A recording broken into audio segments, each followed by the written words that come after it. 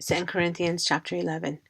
I hope you will put up with me in a little foolishness. Yes, please put up with me. I'm jealous for you with a godly jealous. I promise you to one husband, to Christ, so that I might present you as a pure virgin to him. But I am afraid that just as Eve was deceived by the serpent's cunning, your minds may somehow be led astray from your sincere and pure devotion to Christ. For if someone comes to you and preaches a Jesus other than the Jesus we preach, or if you receive a different spirit from the spirit you received, or a different gospel from the one you accepted, you put up with it easily enough. I do not think I am in the least inferior to those super apostles. I may indeed be untrained as a speaker, but I do have knowledge. We have made this perfectly clear to you in every way. Was it a sin for me to lower myself in order to elevate you by preaching the gospel of God to you free of charge? I robbed other churches by receiving the support from them so as to serve you. And when I was with you and needed something, I was not a burden to anyone, for the brothers who came from Macedonia supplied what I needed. I have kept myself from being a burden to you in any way, and will continue to do so. As surely as the truth of Christ is in me, nobody in the regions of Achaia will stop this boasting of mine. Why? Because I do not love you? God knows I do. And I will keep on doing what I'm doing in order to cut the ground from under those who want an opportunity to be considered equal with us in the things they boast about. For such people are false apostles, deceitful workers, masquerading as apostles of Christ, and no wonder, for Satan himself masquerades as an angel of light.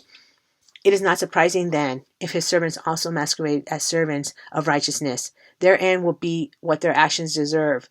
I repeat, let no one take me for a fool. But if you do, then tolerate me just as you would a fool, so that I may do a little boasting.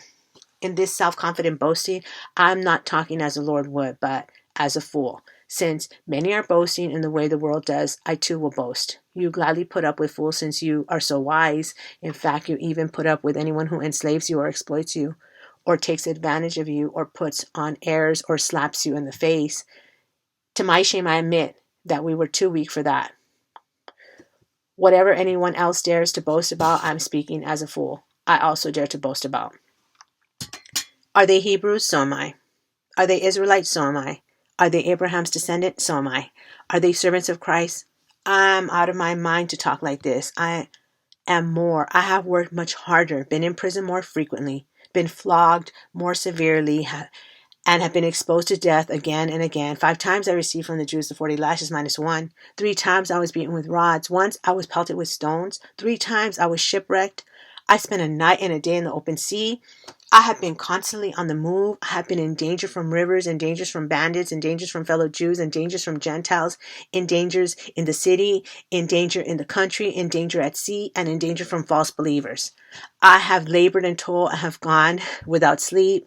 I have known hunger and thirst and have gone without food. I have been cold and naked. Besides everything else, I face daily the pressure of my concern for all the churches. Who is weak, and I do not feel weak?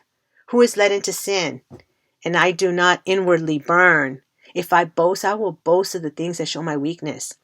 The God and Father of the Lord Jesus, who is to be praised forever, knows that I am not lying.